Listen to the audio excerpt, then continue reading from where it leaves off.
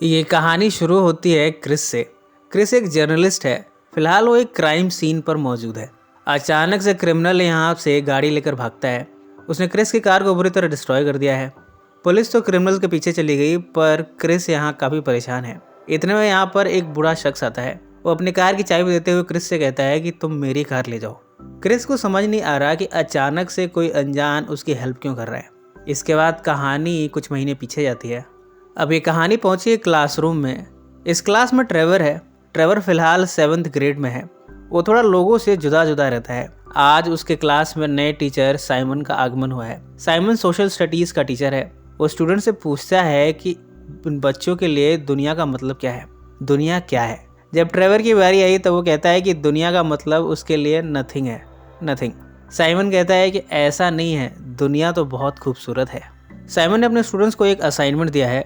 इसमें जब हम किसी एक पर फेवर करेंगे तब वो इसके बदले में 3 और लोगों पर फेवर करेगा। इस तरह ये सीरीज चलती जाएगी। इस प्रोजेक्ट को नाम दिया गया है पे इट फॉरवर्ड। ये फेवर ऐसा होना चाहिए कि रेसिपिएंट खुद परफॉर्म नहीं कर पा रहा हो और उसकी हेल्प की गई हो। ट्रेवर ने इसके लिए प्लान बनाया है। वो एक ड्राइंग में 3 ब्रांचेस बनाता है जिसमें वो 3 लोगों को फेवर करेगा। उसने पहला फेवर जेरी पर किया है।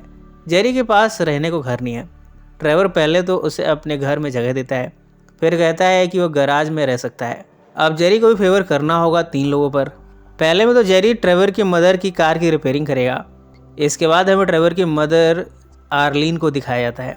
आर्लीन एक क्लब में वेट्रेस के साथ साथ स्ट्रिपिंग का काम भी करती है। इससे वो अपना और ट्रेवर का खर्चा निकाल लेती है। अपने वर्क प्लेस से वो अक्सर ट्रेवर को फ़ोन लगाकर उसका हाल चाल जान लेती है। जेरी ने एक और फेवर किया है।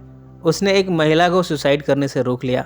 आर्लीन को नहीं मालूम कि ट्रेवर ने गराज में क्या कारनामा किया है। वो देखती है कि गराज में कोई है। वो गन से वॉर्न करती है।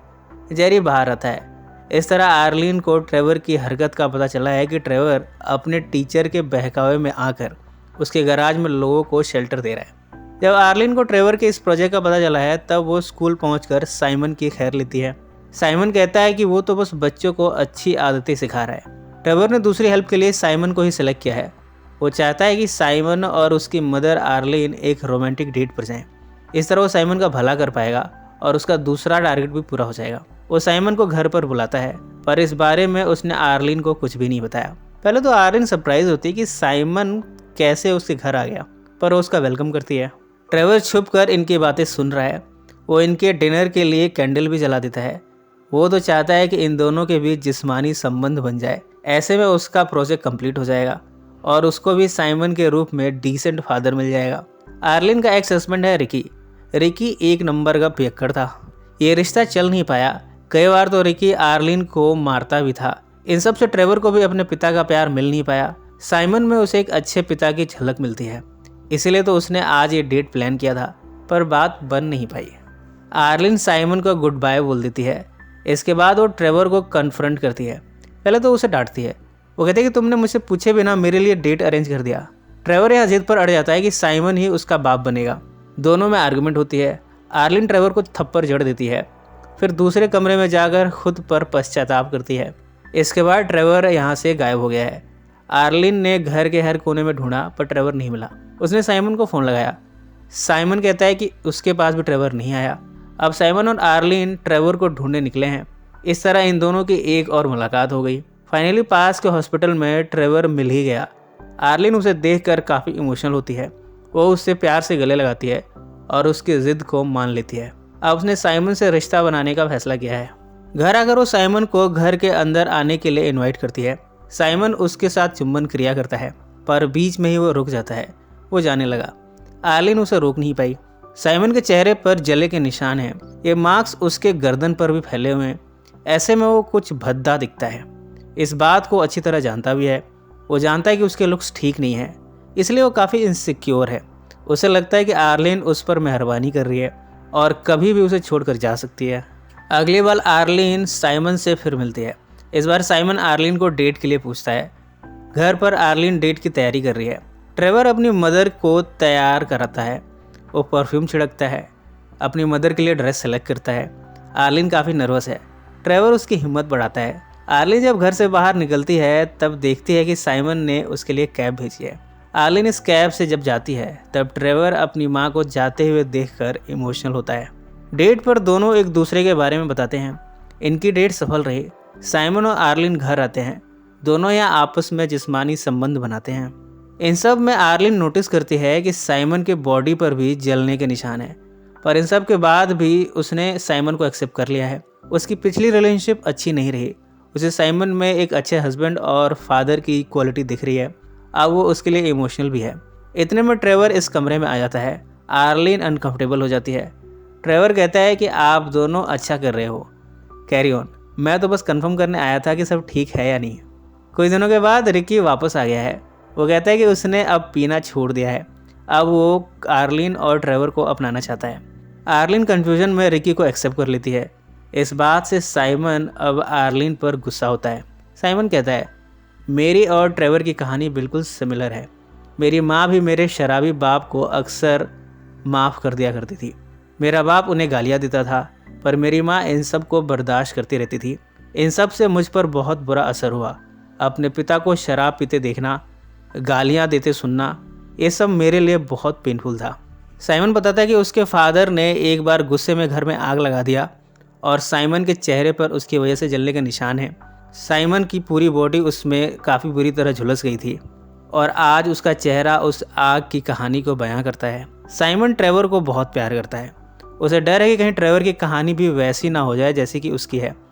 ये सब कहकर साइमन चला गया। इधर रिकी ने फिर से पीना और गालियाँ देना शुरू कर दिया है। आर्लिन को रियलाइज़ हुआ है कि कुत्ते की दुम कभी सीधी नहीं होती। वो ट्रेवर से माफ़ी मांगती है अपने गलत फैसले के लिए। ट्रेवर कहता है कि अभी भी देर नहीं हुई है। आर्लिन ने अब रिकी को घर से निकाल दिया है। अब कहानी धीरे धीरे प्रेजेंट में आ गई है। हमारा सामना फिर से क्रिस से होता है। क्रिस ने उस शख्स के हेल्प को कबूल किया, उसके कार की चाबी ली, पर क्रिस ने पता लगाना शुरू किया कि भला इस शहर में लोग इतने भले कैसे हो गए, क्यों लोग एक दूसरे की हेल्प कर रहे हैं। उसने इसके क्रोनोलॉजी को फॉलो किया और उसे पता चल चुका है कि लोगों की हेल्प करने का एक कैंपेन ट्रेवर के स्कूल से शुरू हुआ था। पर वास्तव में हुआ यूँ था, पहले तो जेरी ने आर्लिन की कार की रिपेयर की। उसके बदले में आर्लिन भी किसी की हेल्प करना चाहती थी। हेल्प करने के लिए उसने अपनी मदर ग्रेस को चुना। वो अपनी मदर से मिलती है। ग्रेस के पास रहने का घर नहीं है। ग्रेस ने जब आर्लिन को रेस किया था तब वो बहुत रूड थी। आर्लिन ने कभी अपनी माँ को इसके लिए माफ़ नहीं किया, पर अब आर्लिन ने भी ट्रेवर के प्रोजेक्ट के तहत ग्रेस को माफ़ कर दिया है। ग्रेस भी इस हेल्प के बदले एक फेवर करती है। वो एक गैंग मेंबर को पुलिस से बचाकर भागने में हेल्प करती है। वो गैंग मेंबर भी हॉस्पिटल में एक हेल्प करता है।